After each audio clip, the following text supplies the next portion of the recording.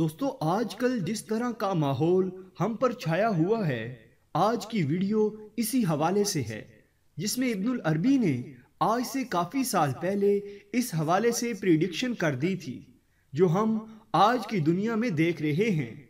ये वीडियो आखिर तक ज़रूर देखिएगा, क्योंकि इब्नुल अरबी ने आखिर में इसका हल भी दिया था कि ऐसे हालात में आपने क्या करना है। जिस शख्स की प्रिडिक्शन सही साबित हुई हैं, यकीनी तौर पर उसने जो हल पेश किए हैं वो भी सही साबित होंगे। तो ये वीडियो आप आखिर तक ज़रूर देखिएगा, ताकि आपको मालूम हो सके कि इस मुश्किल और कठिन वक्त से आप अपने आप को कैसे निकाल सकते हैं। आज की वीडियो में मैं आपको इब्नुल अरबी की वो प्रिडिक्शन बताऊंगा जो कि आज तक सही साबित हो चुकी हैं, और मुस्तकबिल में भी इनके सही साबित होने के इम्कानात बहुत ज़्यादा कवी और वाज़ेह हैं। दुनिया के अदद में 3 सफ़रनामे आलम बाला की खबर लाते हैं। ये सफ़र आलम हैरत के हैं और रूहानी तजर्बात से भरे पड़े हैं। इनमें से आखिरी इलामा इकबाल का जवेद नामा है। इससे पहले दांते की डिवाइन कॉमेडी और इस तर्ज तहरीर के बानी मुहियुद्दीन इब्नुल अरबी की फतुहात मक्का है। इब्नुल अरबी दुनिया इस्लाम का वो फर्जंद है जिसे लोग शेख अकबर के नाम से याद करते हैं। कुर्तुबा, जिसकी इल्मी रवायत पर यूरोप में तहरीके अहयाए अलूम की बुनियाद रखी गई, इब्नुल अरबी उसी ज़माने में पैदा हुए। इब्नुल अरबी अक़लियत, फ़लसफ़ा और मंतकी गुत्थियों को सुलझाता हुआ रूहानी सफ़र का राही बन गया और बगदाद व दमिश्क की खाक छानी।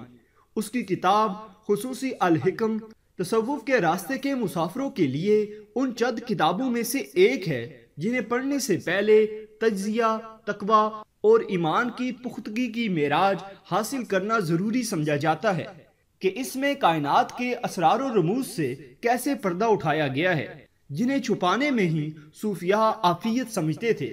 क्या ऐसा सिर्फ इन आंखों के सामने आश्कार होना चाहिए जो अल्लाह के खौफ से मुत्तो भीगी रही हों और जिन्हें यकीन की हद तक ईमान की दौलत नसीब हो। मुहियुद्दीन इब्नुल अरबी कुरान के अलूम और तालीमात का इतना ज़्यादा इल्म रखते थे कि वो इसमें गोता जन रहते और कुरान और सुन्नत से आबदार मोती चुन चुन कर लाते। इब्नुल अरबी का एक रिसाला आज के दौर की पेशनगोइयों पर मुश्तमिल है। वो मगरबी दुनिया के नास्ट्रोडेमस से बहुत पहले उन बातों का जिक्र कर चुका है। ये पेशनगोइयाँ आज हरफ ब हरफ सच साबित हो रही हैं।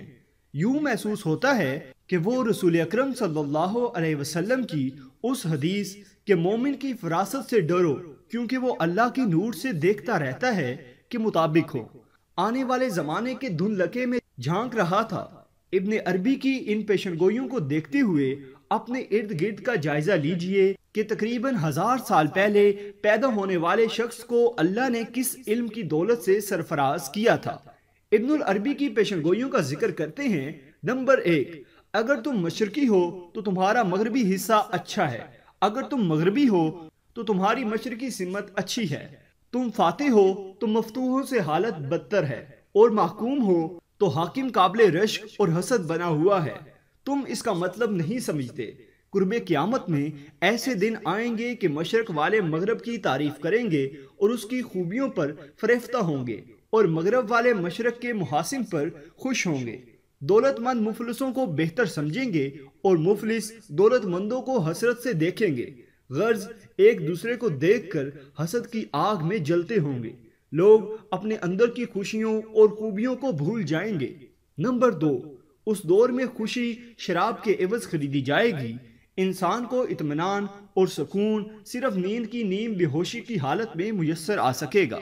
नंबर 3, उस जमाने में औरतें मर्दों के मुरातिब और अक्लो हुनर से बढ़ जाएंगी और मर्दों की मर्दानगी फकत रस्मी रह जाएगी।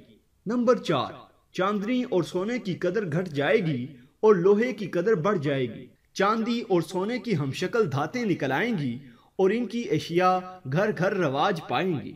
नंबर 5, आखिरत के रास्तों से बेपरवाही होगी और शहरों के रास्ते बहुत खूबसूरत बनाए जाएंगे।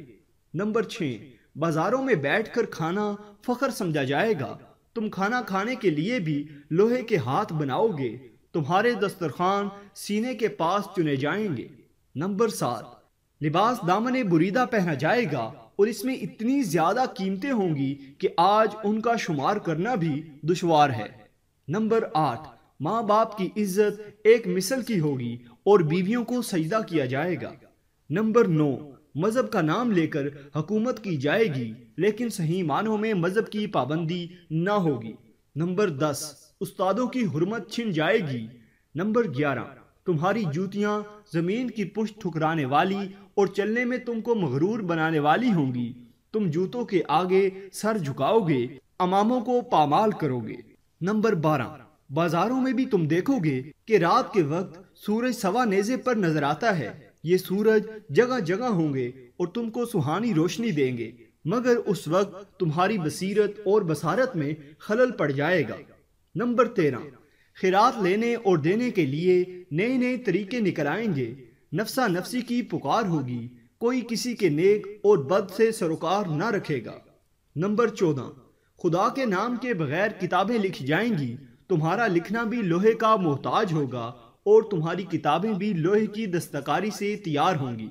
اس زمانے میں آدمی اپنے خیالات دوسرے ملکوں اور شہروں کے باشندوں کو آن کی آن میں بھیج دیا کریں گے۔ نمبر 15، غریب اور مفلس امیروں کی برابری چاہیں گے، تم سے 10 قسم کی زکوٰۃ لی جائے گی۔ نمبر 16، یہی وہ وقت ہوگا جب تلواریں نیاموں سے تڑپ تڑپ کر نکلیں گی اور آگ کی بارش ہوگی۔ اس بارش میں آگ کے بھاری بھاری اولے ہوں گے جو آدمیوں کو پل بھر میں تباہ و برباد کر دیں گے۔ نمبر 17، غور سے سنو، ایک وقت ایسا آنے والا ہے کہ لوگ اپنے ہاتھوں سے اپنے بچوں کو ذبح کریں گے۔ نمبر 18، تمہاری عورتیں ہتھیار باندھ کر میدان جنگ میں جائیں گی۔ اس دن ہر بشندے کو جنگ کا بلاوا آئے گا۔ یہ جنگ دین اور ملک کے لیے نہ ہوگی بلکہ خدا کا قہر ہوگا جو بندوں پر نازل ہوگا۔ اس دن کسی خون کے قطرے میں عدل و انصاف کی بوند نہ ہوگی۔ اس دن زمین بھی تمہاری لاشوں کو اپنے اندر نہ آنے دے گی۔ وہ بڑا ہولناک زمانہ ہے، تم اگر اس زمانے میں موجود ہو تو ہر وقت اللہ سے توبہ کرو، خدا کے حضور سجدے میں گر کر پناہ مانگو۔ خدا تعالیٰ ہی تم کو اس تباہی اور بربادی سے نجات دے سکتا ہے۔ خدا کے نیک بندوں کو اس وقت گھبرانا نہیں چاہیے، جو اپنے خالق حقیقی کا دامن تھام لیں گے ان کو وہ عافیت دے گا۔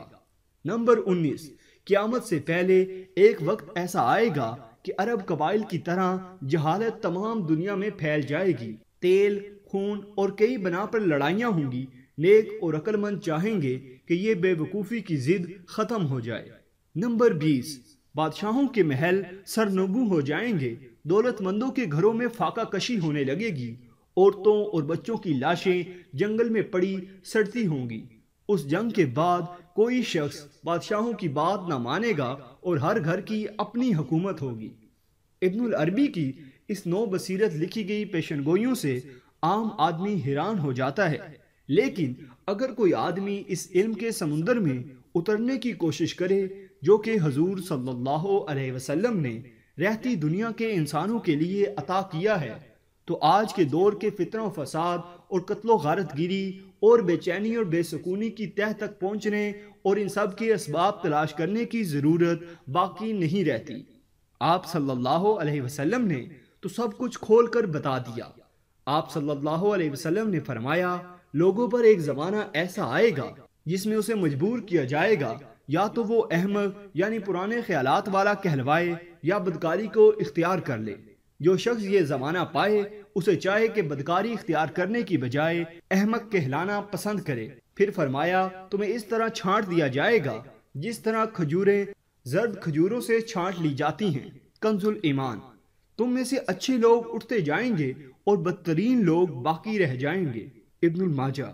ایک جگہ آپ صلی اللہ علیہ وسلم نے فرمایا، لوگوں پر ایک زمانہ ایسا آئے گا کہ دین پر ثابت قدم رہنے کی مثال ایسی ہوگی کہ کوئی شخص آگ کے انگاروں سے مٹھی بھر لے۔ نجات کا راستہ وہی ہے جو میرے آقا نے بتایا، اور ابن العربی نے اس کو نقل کیا، اور کوئی راہ نجات نہیں ہے۔ تم اگر اس زمانے میں موجود ہو تو اس وقت اللہ سے توبہ کرو، خدا کے حضور سجدے میں گر کر پناہ لو، اور اللہ ہی تمہیں اس بربادی اور تباہی سے نجات دے سکتا ہے۔ تو دوستوں، یہ تھی آج کی ویڈیو۔